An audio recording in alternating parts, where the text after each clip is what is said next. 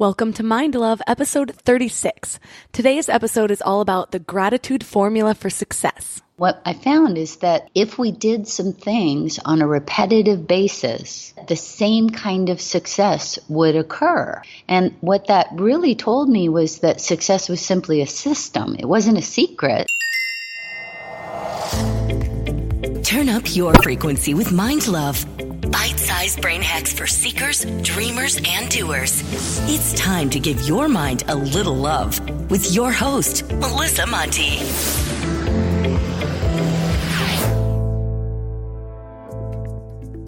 First off, Mind Love is now a CastBox original. CastBox is the fastest growing, highest rated podcast app on both iOS and Android, where you can get all of your favorite podcasts. It has a super clean layout, and you can create playlists and download episodes to play offline. It's my personal favorite and where I listen to all of my podcasts. Don't worry, you can still listen to Mind Love wherever you get your podcasts, but I hope you'll give CastBox a try. Second, don't forget to subscribe on whatever podcast platform you're listening on, and leave a review if you can. Reviews really help to entice more amazing guests, plus it helps me grow the show, which ultimately helps me give more value to you guys. Today's episode is really inspiring, especially for us entrepreneurs and business-minded people out there. But really for anyone with goals. Hopefully all of us, right? If you haven't felt successful before, success can feel impossible, like other people were given a secret that the rest of us are missing. But our guest today says that success is a system, not a secret. Today we talk to McCarthy, and since 1982, she's co-founded and grown 7 successful companies in multiple industries to as large as 250 employees with over $100 million in annual revenues. But with all of her success, she doesn't take credit for it alone. She knows that it's something greater, outside of herself. So today, May lays out some practical steps that you can put to use every single day to achieve success in your relationships, career, finances, health, personal goals, spiritual growth, and really any other aspect of your life. Now she's an author, professional speaker, and executive consultant, traveling the world helping people raise those prosperity vibes. 3 key things we will learn are how to choose goals that are right for you, how to use forgiveness to open yourself up to receiving more of what you want, and a practical 7-step method for creating wealth and success or anything else you desire. Before we dive in, I want to invite you to sign up for the Morning Mind Love. You'll get short daily reminders of your own beauty, worth, and power so you can start each day with a positive mindset and keep your vibes up between episodes. To sign up, visit mindlove.com and sign up right there on the homepage. You'll get some amazing free gifts when you do. First, you'll get our exclusive Powerless booklet, which is an awesome free booklet based on proven principles from the most successful people and some of our favorite guests. Plus, you'll get a free guided affirmation meditation set at the miracle tone, which is known to help attract love, health, and abundance into your life. The layered affirmations perfectly tune your frequency for personal transformation. So be sure to head to mindlove.com to sign up. Or if you're out and about, just text the word morning to 444-999. That's morning to 444-999. And now let's welcome McCarthy to the show. Thanks so much for having me on. I've been going through your book, The Gratitude Formula, and there's just so many good things in it. What originally inspired you to write this book? I have been traveling around the world as a professional speaker and author of a first book called The Path to Wealth. And many of the people that had been using the principles in The Path to Wealth had been so excited. They were able to manifest goals and feel a sense of peace and happiness and even better well-being for the goals that they believed were possible. But for those really big, hairy, audacious goals, ones that they were either really different than anything they've experienced before or bigger than anything they've experienced before, they were really struggling to use the same principles. So I wrote the Gratitude Formula primarily to help not only first-time readers of my work, but also those people that needed to shift their beliefs to possibility before they could achieve their goals. You know, it's really difficult for us to achieve anything if we don't believe it's possible.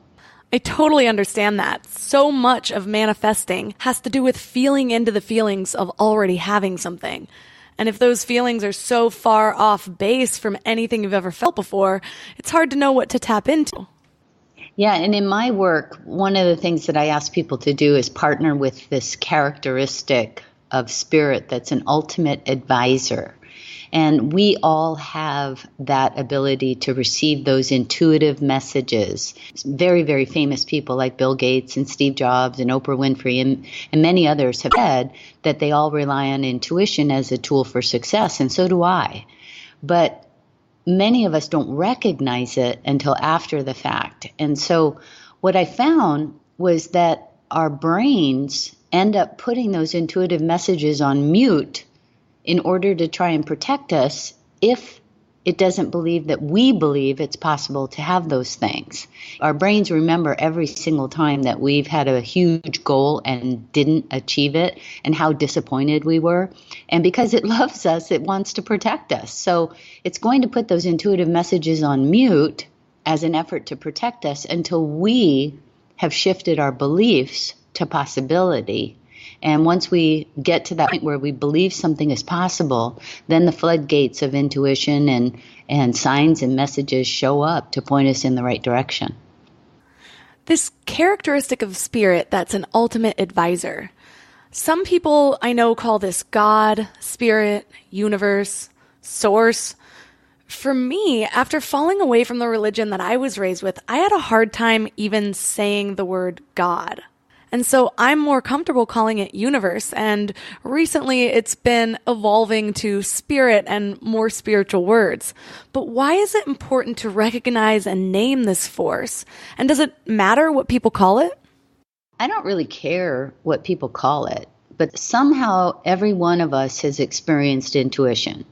Many of us don't recognize it until after the fact. You know, something will happen and we'll say, oh my God, my gut was trying to tell me not to do that, or my gut was telling me to do that. And if I had, I would have experienced this good outcome. So all of us have experienced intuition. And what I ask people to do is name, give that source of intuition a name, a title. Some people do feel comfortable calling it God, and that's just fine. Other people call it spirit, universe, love, truth, power.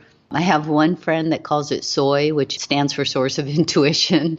And even some have called it Fred or Harry. It doesn't really matter what it's called. It doesn't negate the fact that we all have access to it. What I teach is an ability for people to use some tools to enable intuition and their subconscious to show up more often in more obvious ways to guide them to whatever it is that they're putting their attention on.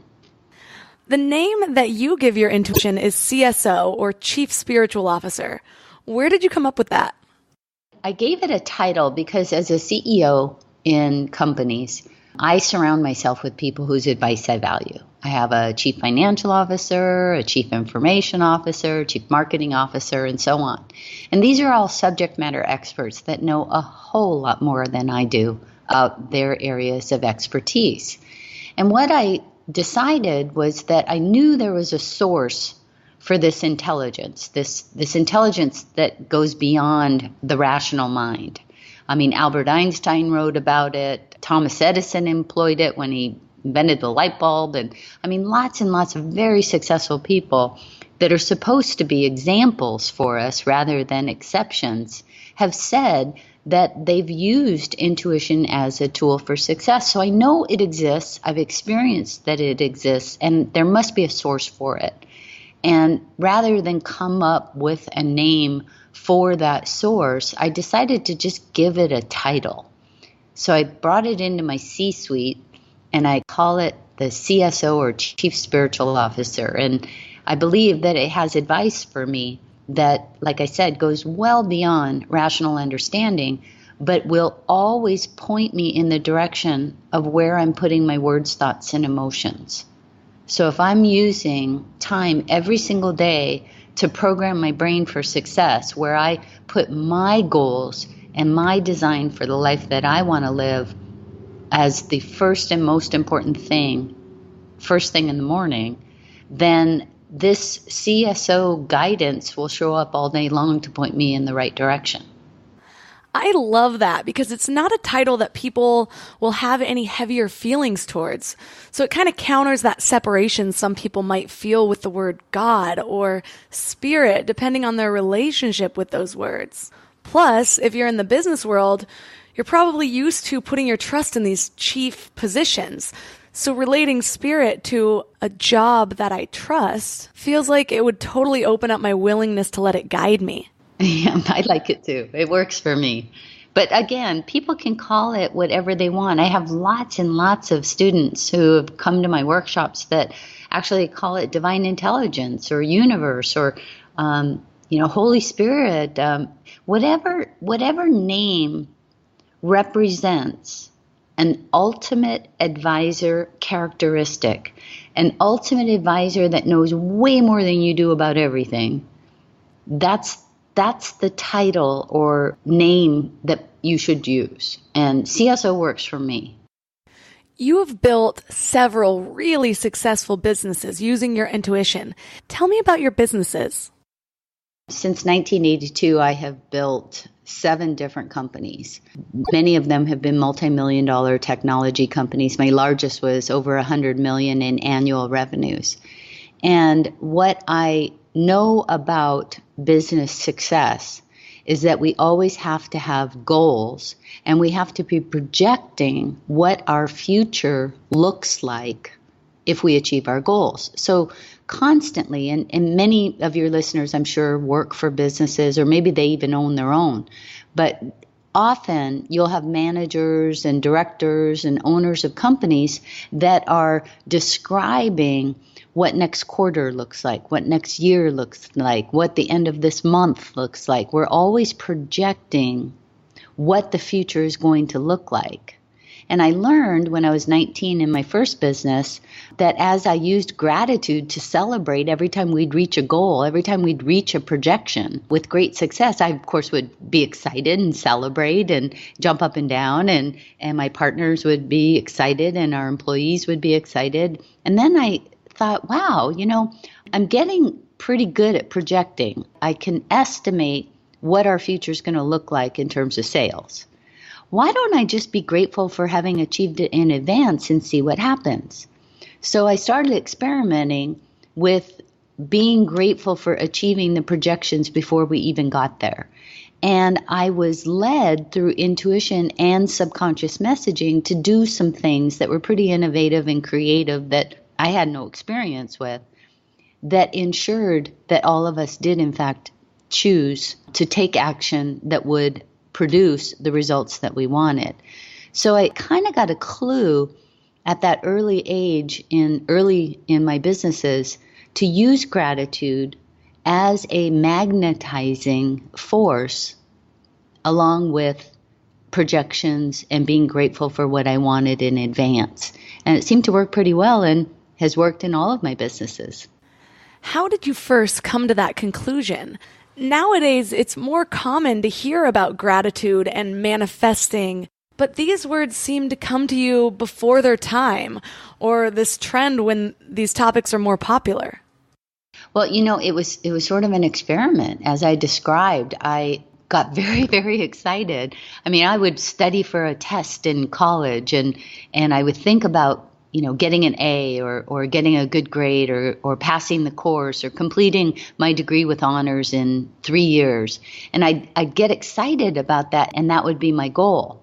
And as I started to prove in business that I could be grateful in advance for achieving my sales projections or the growth of my company, I started to apply it to other areas of my life as well, including finishing my degree in 3 years with honors and making it really easy, having a nice boyfriend that was low drama and low maintenance and good health and things like that. And sure enough, what would happen when I would be grateful for having achieved something in advance as though I already achieved it, intuitive messages to take steps, like to go somewhere or to call someone or to do something would show up. I'd get a strong thought. I'd have a intuitive gut instinct to go somewhere.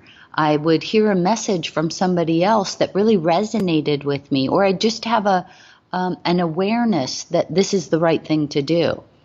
All of these signs and messages and things would be more obvious to me, and they were in alignment with my taking steps to achieve my goals.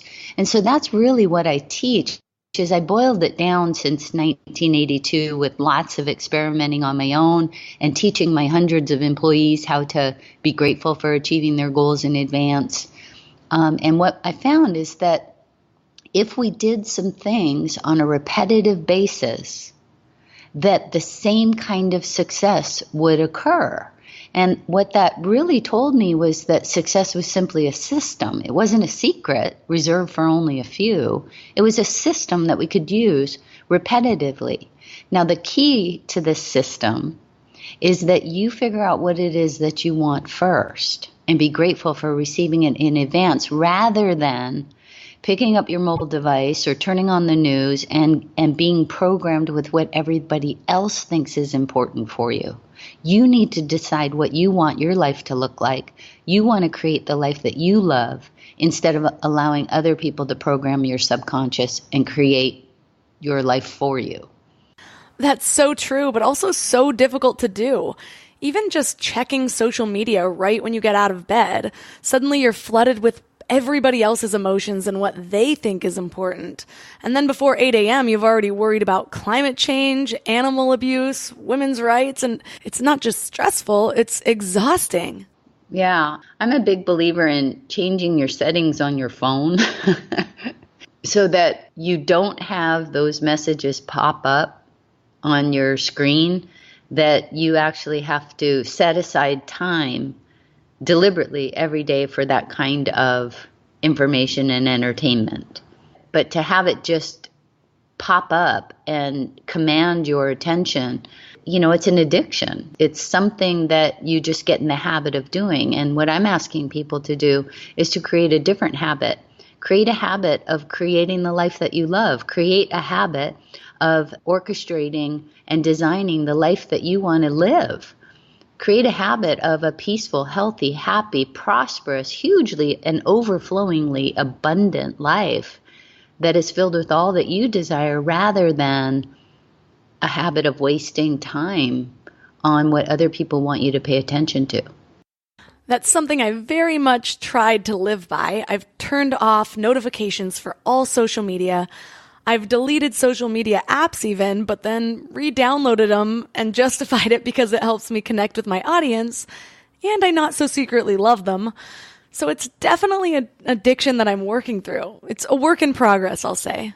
Yeah, and so what you could do is you could just mandate that, a lot of us, because we use cell phones, we allow access on our cell phones to Facebook and LinkedIn and Twitter and all that good stuff, right?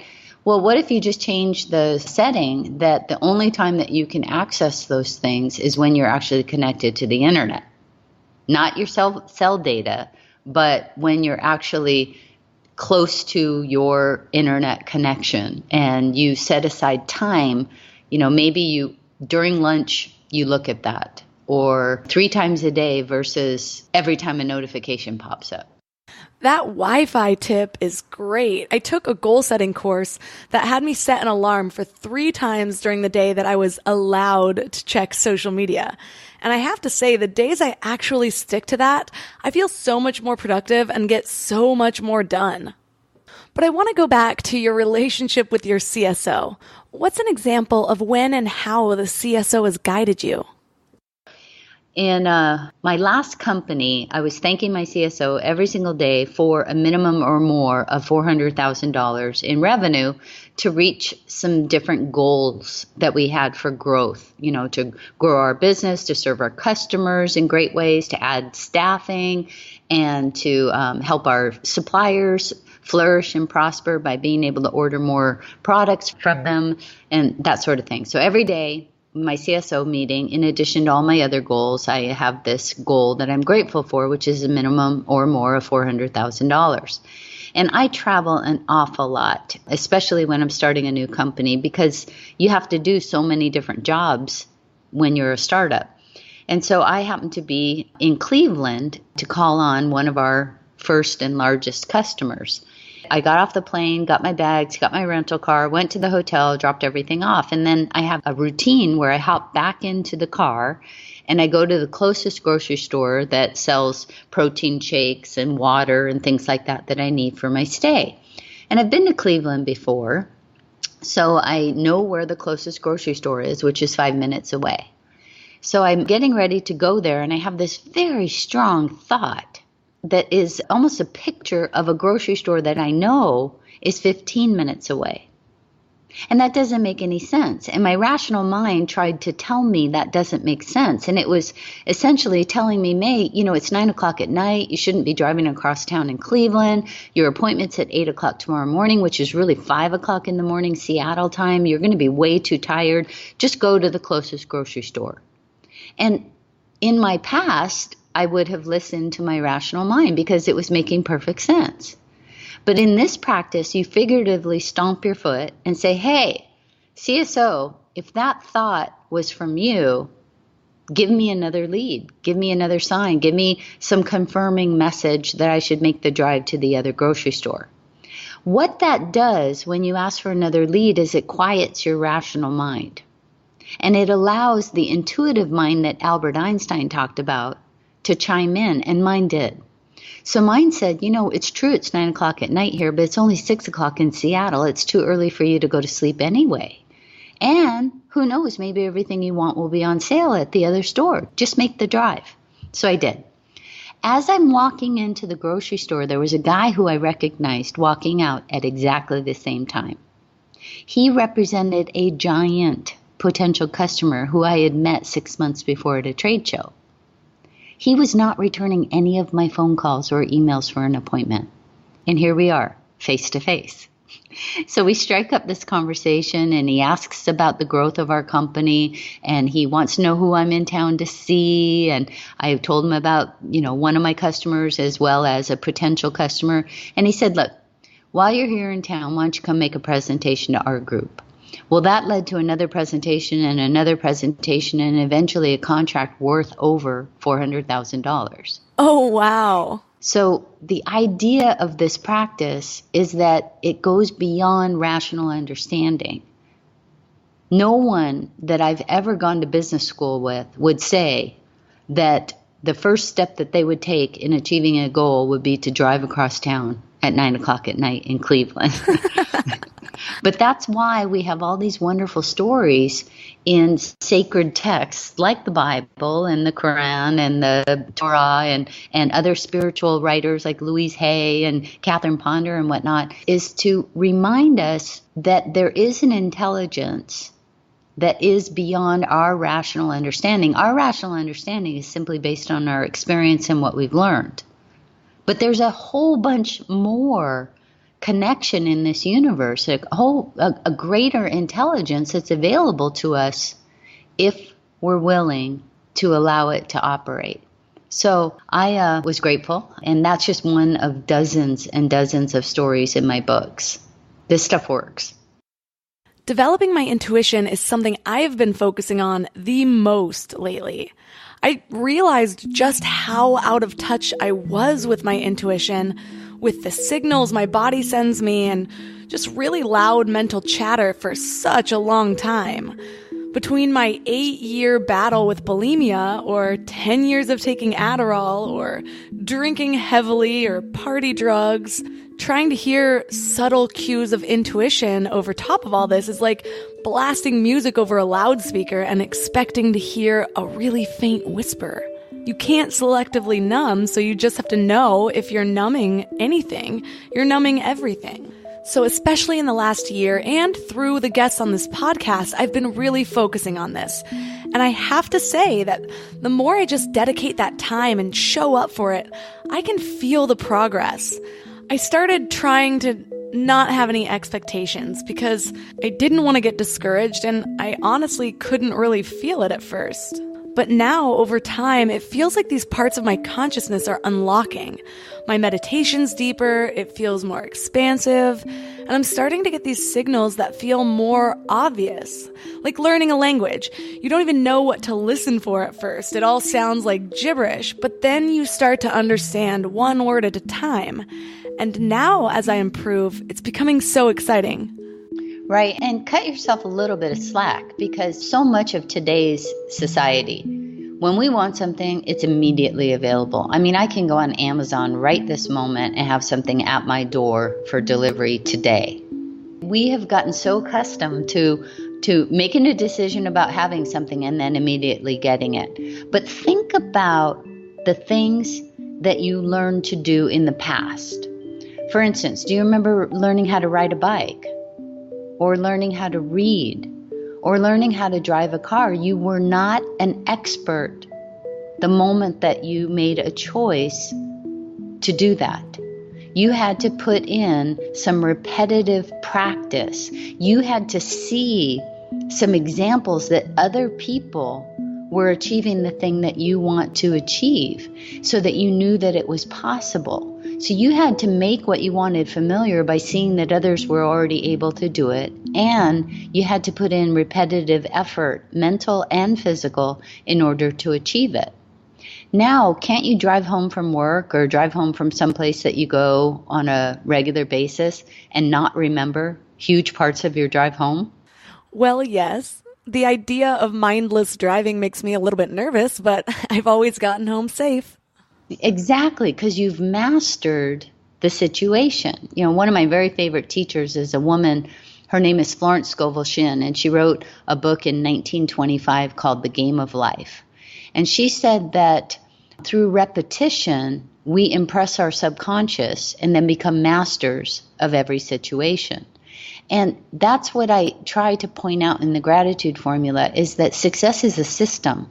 And everyone has already proved how powerful they are when they learn to do those things, like read and ride a bike and drive a car and type on that crazy keyboard that's not even in alphabetical order. Now I know people that can type faster than I can talk because they've mastered the situation, but they didn't know how to do that the first time that they tried it. So bravo to you for hanging in there and really, really putting in the time and effort to connect to that source. Whatever you want to call it, it has the intelligence available to be able to guide you to achieving whatever it is that you want. But patience and repetition and making what you want familiar and welcome so that your beliefs are shifted into possibility are the key. We're going to learn the specific 7-step formula that May used to become massively wealthy right after I tell you about our awesome sponsors. I am so excited to be partnered with Care of Vitamins today because I love them so much. I've been taking them for about 3 weeks now, and I've been telling everyone I know. The thing is, even if you maintain a really healthy diet like I do, it can still be hard to get all the nutrients your body needs for long-term health.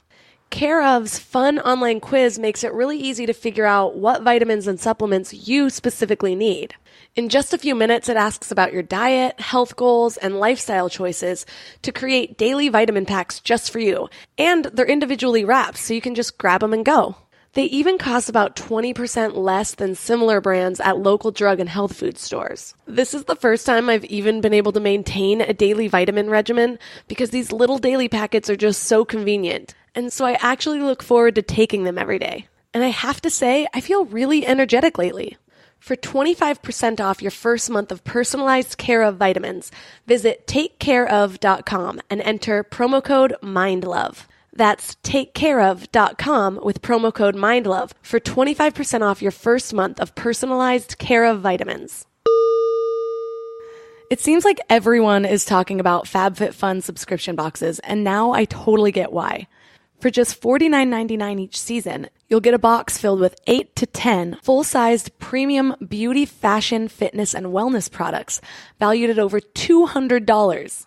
Their summer editor's box just dropped, and some of the things that are in there have an individual value worth more than the entire cost of the box. My favorite product in the whole box is this brand new edition of the Foreo Luna Sonic Facial Brush.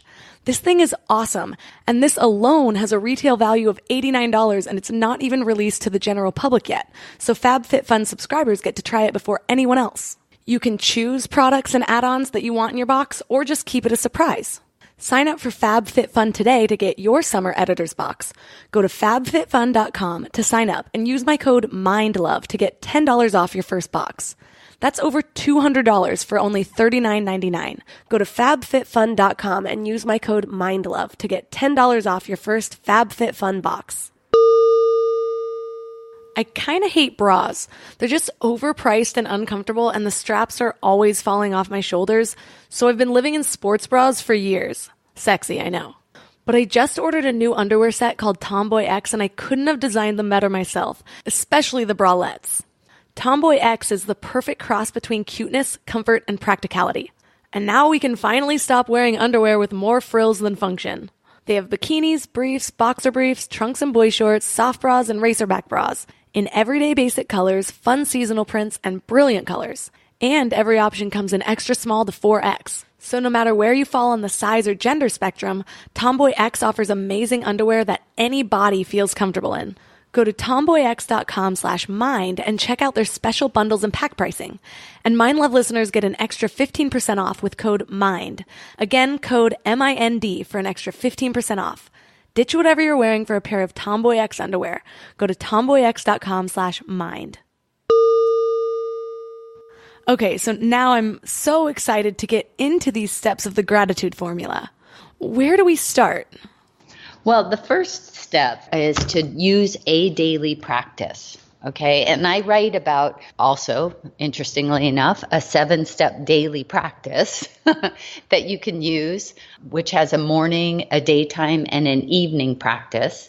So that's the first thing, is to use a daily practice to have a goal planning session with your source of intuition and with your inner self. The second step is to create and use powerful goal statements with gratitude to attract your desires. So wording your goals is really, really important. You know, so often I will hear people say things like, I want to lose 10 pounds, or I want to get out of debt. Have you heard that before? Oh yeah, it's something I've definitely used in the past. Okay, well, think about that goal for a minute. If the goal is to be wanting to lose 10 pounds or to be wanting to get out of debt, haven't they already achieved their goal? Aren't they already wanting? You're right. Wanting isn't a goal at all. Right. So what you have to do with this practice in order to enable your subconscious and intuition to help you, you have to be grateful in advance for it being done. So you might say, I'm so grateful that I am now physically fit, trim, toned, energetic, in a healthy body that is easily able to move through life in a pain-free and light way. I love going on hikes and walks with my family and friends, and we have a great time. Or I'm so grateful that I'm financially free with an abundance of a minimum or more of X number of dollars to easily afford all of my living, giving, and entertainment expenses and more. You see the difference? Yes. Even just speaking them, you can feel the difference.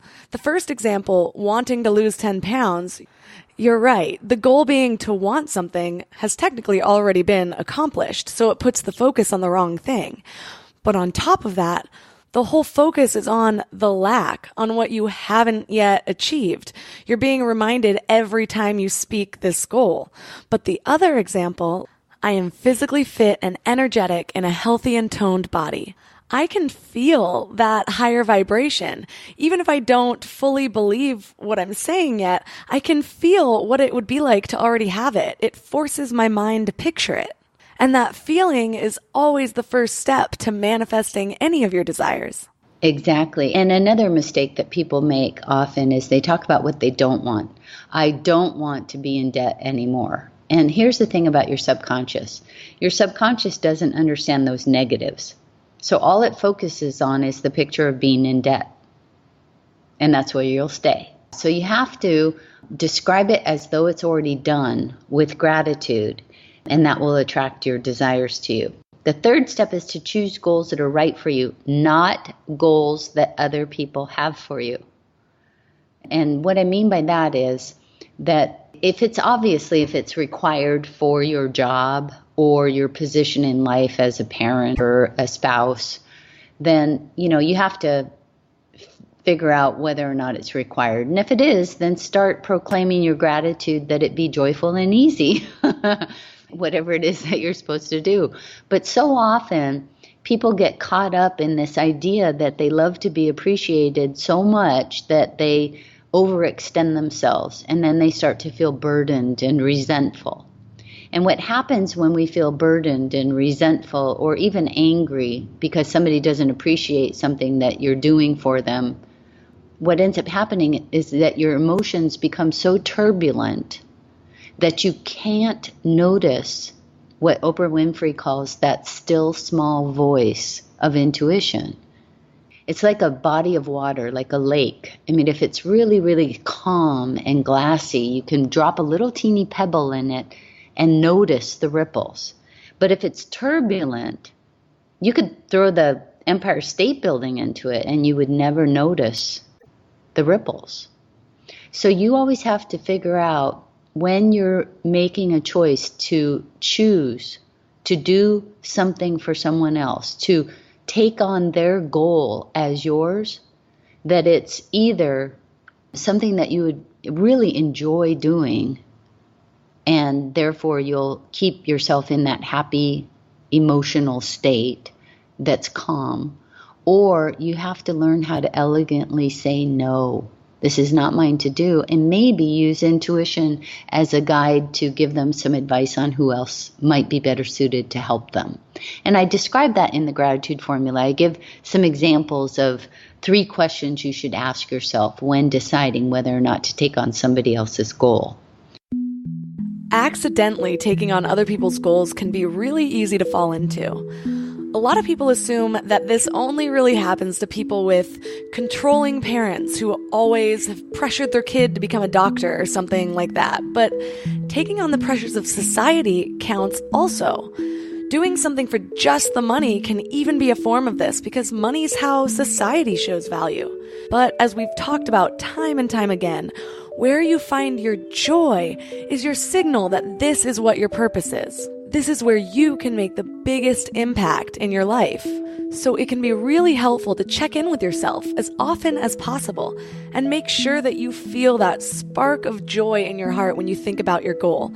Don't confuse this with the results of your goal, like the car you'll drive and the money you'll make, but when you think about who you'll be and what you'll be known for and the impact you'll be making, because that's how you'll know you're on the right track. The 4th step is to recognize that your brain loves you and it wants to protect you. And I mentioned that earlier in our conversation, that sometimes our brain can go ahead and put spirit on mute, can put the CSO's messages on mute so we don't recognize them until we shift our beliefs into possibility. So the way to do that is to just love your brain and thank it so much for protecting you, and to use repetition and making what you want familiar and welcome so that your brain recognizes that you're going to be okay and you're not at risk, and it's okay to let those intuitive messages come through. And then the 5th step is to be patient when waiting for leads. We talked a little bit about how our society has moved to wanting instant gratification. We are more impatient than we've ever been as a society. Everything that we want, anything that we want, we can immediately have 24/7. And that wasn't always the case. And what we have to do is develop some patience and trust that there's a divine right timing for everything, and that you will get the leads that you need to take the steps that you need to take in order to achieve your goals. This is another great reminder of the importance of mindfulness in everything that we do. I've talked to a lot of people who say they struggle with mindfulness, thinking that it's all about meditating for long stretches of time. But break down the word. Mindfulness. It's really just about bringing your mind or thought into what you do and realizing that your health, your body, your brain is all your responsibility. As this planet evolves, as technology evolves, a lot of really cool things are going to happen. And sometimes the upsides of these things will make the downsides harder to see. So whenever you create a new pattern in your life, stop and consider how you're training your brain or how you're training your body. It doesn't mean that you can't partake or that you have to be against the progress. It just means that maybe counteracting it with something is the best thing for you. And sometimes even just the awareness of it is enough. Number 6, be disciplined in using your success system, even when there's a pull back to an old way of life. I have a friend that I write about in my book named Alex, and he was the runt of his family. He was always put down by everybody in his family, and every time he'd have a job or go to school, he'd get bullied. And so finally he got really, really good at becoming invisible and doing just enough to keep his job. And he took a class from me and decided that what he really wanted to do was to have a voice and to be powerful and successful and make more money and to be a real contributor to his company. And as he was writing out his goal statements every day and making what he wanted familiar and welcome, he started having really innovative ideas and speaking up in meetings, and it completely backfired on him. Everybody at work seemed to hate him for not being the normal, quiet, invisible guy that he used to be. And finally, he was getting to the point where he was just going to give up and go back to being invisible. His boss told him there was no room for promotion. I mean, all sorts of just awful things. And as he was riding home on the bus one day, he noticed this sign for a company. It kind of sparkled and shimmered, and he noticed it and thought, well, that's interesting. And then a few weeks later, after everything at his real job was just turning into a disaster, and he was ready to give up on his goal, his bus broke down, and he got off and he started walking, and he felt a pull to go into that company. Had a conversation with the receptionist about what they do, and somebody came out from the back room to talk to the receptionist, and he was the manager of the company. And he started asking Alex about what he did for work, and they had a long conversation. And eventually he said, well, would you like to apply for a position that we have open? Alex then got a new job, was able to become the guy that he wanted to be, made more money, had room for promotion, and his life was way better. So even when there's a pull to pull you back to that old self, have patience and continue with the practice, because something is brewing. And it might not look like it at the time, but something is working for your higher and greater good. I'm so glad you brought this up because I can totally relate. I have a gratitude practice, and I track my wins every day so that I'm always focused on all the good things. So I notice when I'm on fire. And sometimes when I really get going and there's all this positive momentum, all of a sudden I'll feel this really strong urge to sleep in, skip my morning routine, eat chocolate for breakfast, and Netflix and chill all day. Of course, we all deserve a break sometimes, but there's a difference between rewarding yourself and self-sabotaging. And I feel like it's like my ego self, or old, lower version of me, holding on for dear life, afraid I'm going to kill her off. Yeah, one of my very favorite quotes from that same teacher, Florence Scovel-Shinn, has to do with when everything seems to be going wrong. She talks about that when things are going wrong, things are actually going right. And that we need to just persevere and have patience and allow our divine plan for our life to unfold. And so she says that all of these, I think she calls it the derelicts of the ages, and these terrible habits and fears and things like that are rising to the surface to be put out forever. And that's always a great image for me, that when things seem to be going wrong and it seems to be really painful, that there is some good in this, and it will turn out to be well. It will turn out to be for my higher and greater good. And repeating that over and over and over again, even in the midst of what Catherine Ponder calls chemicalization. She says that that pull back to our old self is not just a emotional thing, but that there's something chemical going on in our body that's trying to pull us back to that place that's familiar. It may not be where we want to be, but it's familiar and we know how to cope there. That makes sense. It's like our ego's final fight before we burn it alive. Exactly. And then finally, the seventh step in the gratitude formula is to discover your purpose, the why that you're here to do what you do. When you live from a place of purpose, what ends up happening is everything starts to fall into alignment. I mean, if you look up purpose statements from Jack Canfield, Earl Nightingale, Oprah Winfrey, I mean, so many really famous and successful people. Dr. Wayne Dyer, he said, when he chased after money, he never had enough. But when he started to live his life on purpose, to giving of himself, the money just flowed in without any struggle. It was easy. When you live from purpose, everything else lines up in your life to help you to achieve what you want to achieve. And you get to be happier and more present at all times. I remember learning my purpose when I was about 12, which was to bless others and be blessed. And every business I've ever had has had a purpose statement. And in fact, some validation just happened about 3 years ago. In 2015, Ernst & Young did a study, and it was published in the Harvard Business Review. And what they learned after surveying almost 500 major corporate CEOs is that those that had clearly defined purpose statements, the why that their company exists, tended to be more profitable than those that didn't. And just as an example of a purpose statement, we all know what the Kellogg's company does, right? They manufacture and distribute food products.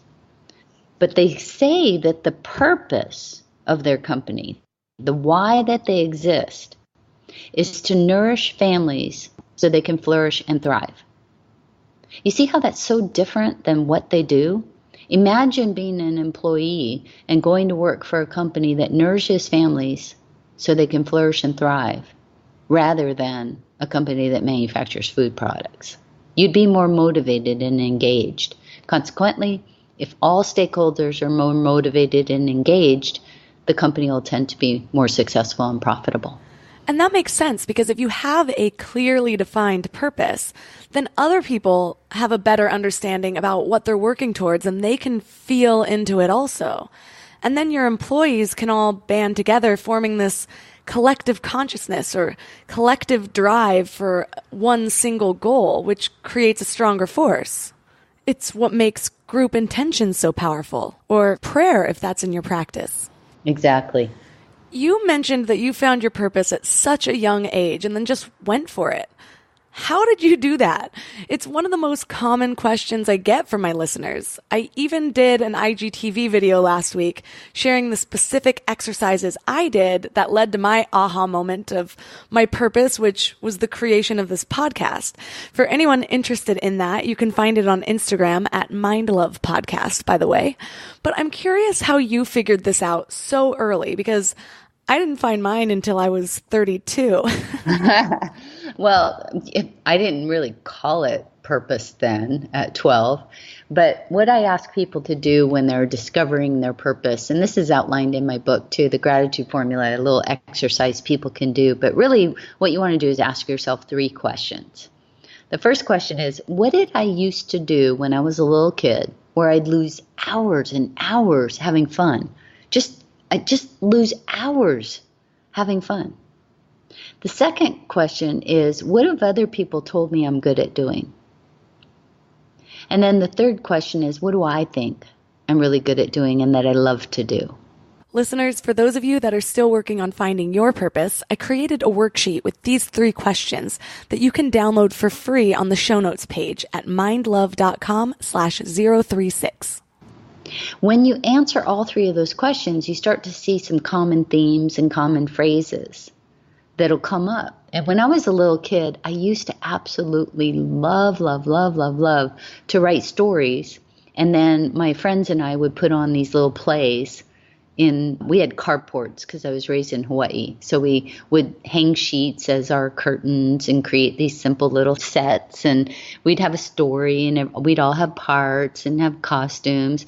And we'd make all of the parents and other kids on the street bring their own chair, and they'd line up in the driveway for our production. And we'd sell concessions and drinks and popcorn and things like that. And what I loved doing was not only telling a story, but I loved helping all my friends be successful in their parts.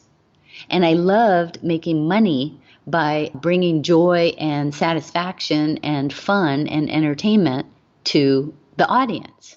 I used to lose hours and hours and hours doing that when I was a kid. I mean, as soon as we were done with one production, we'd get ready and put another one on.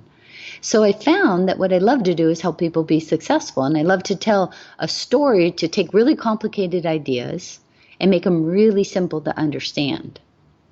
And then what other people have told me that I'm good at doing, especially in business, is the same thing. Taking complicated ideas and making them really simple and easy to understand and to implement into their businesses or their lives. And what do I think I'm good at? Same thing.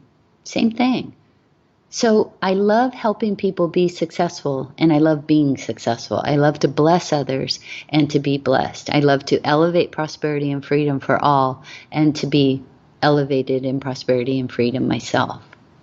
So that's kind of how I arrived at it, was just figuring out, what do I love to do? What could I spend hours and hours and hours doing as a little kid and just love to do? I have a friend of mine who now is a CIO. And what he used to do when he was a kid was take apart all sorts of different electronics and stuff like that. I have a friend who's a plumber that used to do the same thing. And he would take apart electronics and put them back together, and he would follow around all the contractors at his house and learn how to do everything. And he loved getting mom and dad's praise.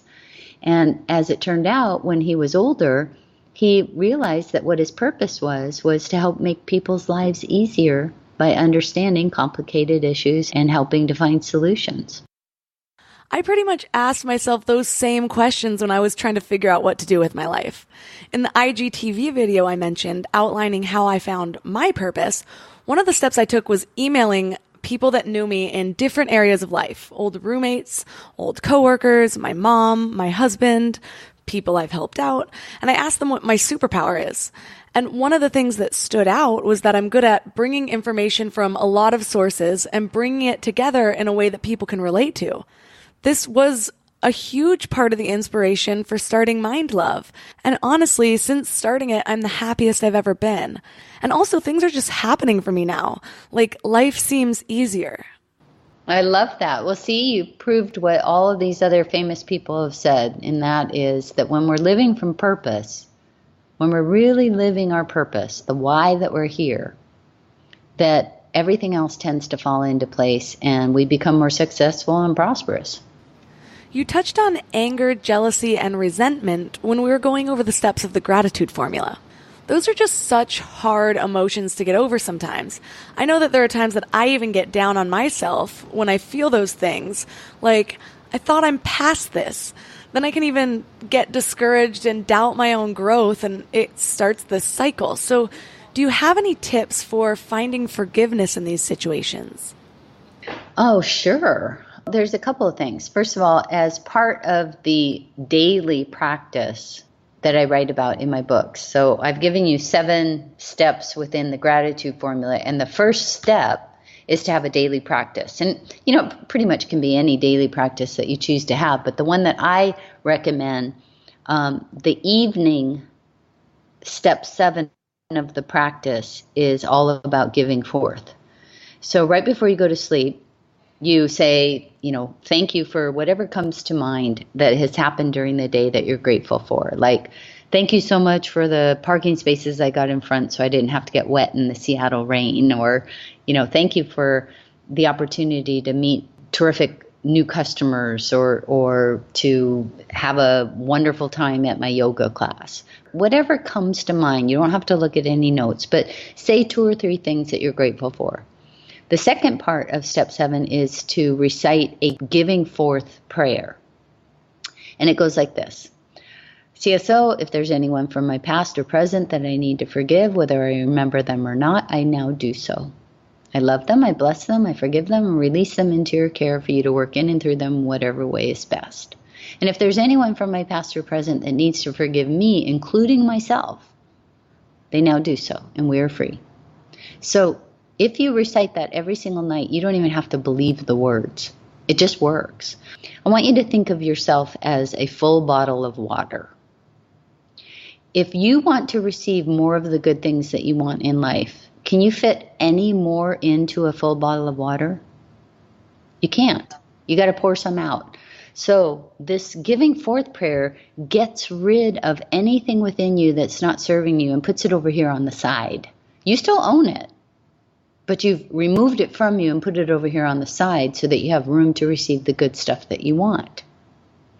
Now, if that pile needs some additional attention, you'll be guided to take some steps.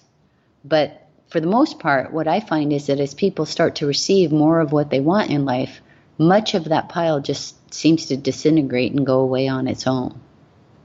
So you're removing from you with this giving forth prayer anything that's taking up room that's not serving you. You don't even have to believe it. It still works. It's not condoning other people's behavior. There are some people that have done some really, really awful things. There have been some very unjust and awful situations that have occurred in our past. This is not condoning their behavior. But this is a goal attainment practice because I really love people. I love that they have the power to create what they want. And so this is a tool to remove anything that's taking up room that could be replaced with what they want. Now, what happens during the middle of the day if somebody does something that just pisses you off? You can recite a forgiveness mantra, and it goes like this. I bless you, I forgive you, I release you. I bless you, I forgive you, I release you. That's it. You say that over and over and over and over again until you get yourself back to a calm place. If you're saying something out loud, you cannot be thinking something contrary to that at exactly the same time.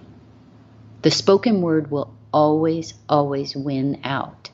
So you need to use your words to pull your attention away from that which is upsetting you, because as you know, whatever you're putting your attention on will grow bigger. It will manifest.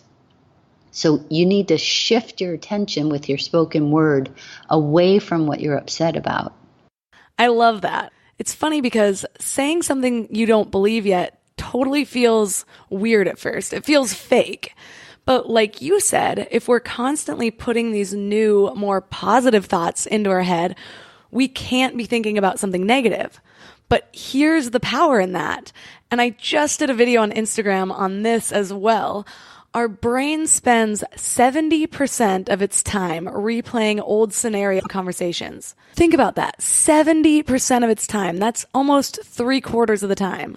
So if we don't bring awareness to this, that's 70% of our brain power working against us, cementing in negative thought patterns.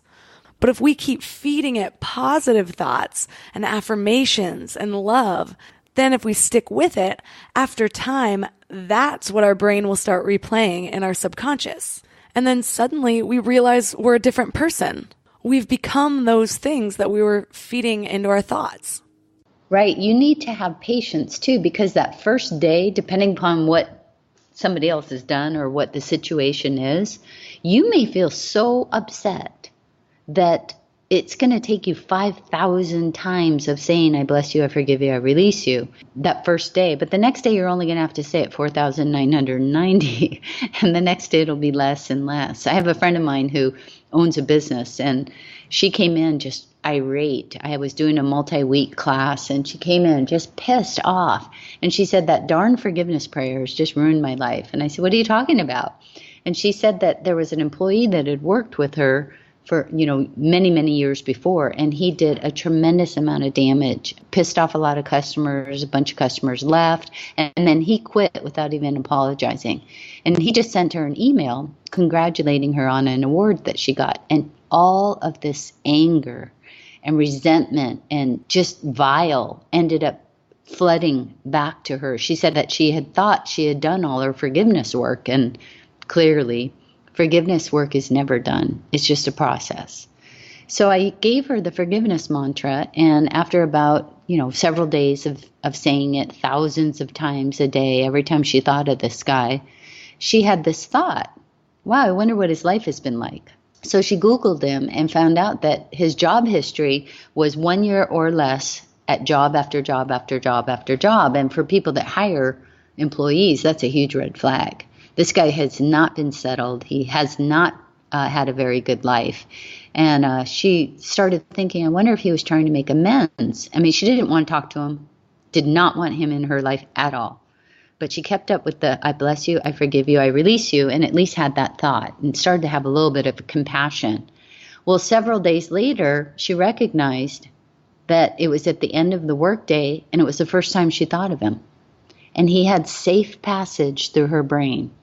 She didn't feel any emotion at all in thinking about him.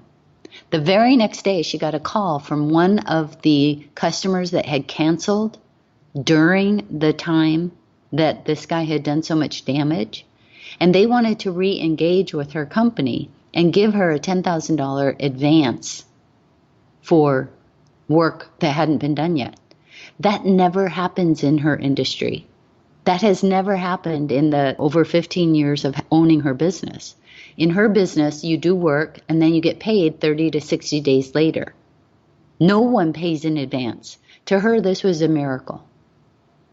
Would she have gotten that $10,000 contract anyway? Maybe. But it's my position that if you're filled up with a whole bunch of negative emotion, there's no room for you to receive anything more that's good. So you've got to use forgiveness tools in order to get yourself back to a calm place and to make room to receive more of what you want.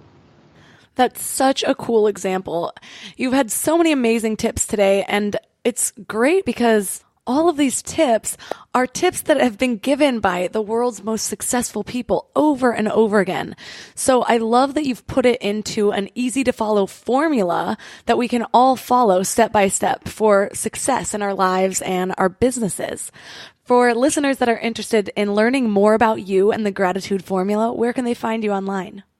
Well, for your listeners, if they want to take a look at both of the books, I have 3 chapters of each book available for free at McCarthy.com. So they can just take a test drive and see if they like it. And if they do, it's available from all sorts of online retailers.